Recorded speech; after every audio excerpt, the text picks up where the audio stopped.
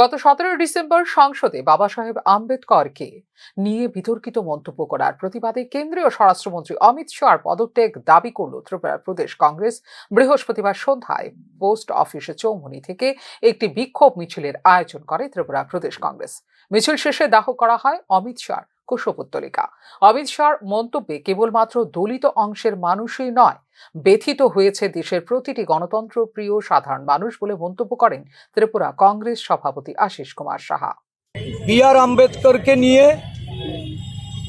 অমিত শাহর এই ধরনের কুরুচিকর মন্তব্যে সমস্ত দেশের মানুষ যারা আহত হয়েছেন, যারা এই মন্তব্যের বিরুদ্ধে আজকে প্রতিবাদে গর্জে উঠেছেন, আমরা চাই অবিলম্বে তাকে পদত্যাগ করিয়ে দেশবাসীর কাছে সে ক্ষমা প্রার্থী হোক।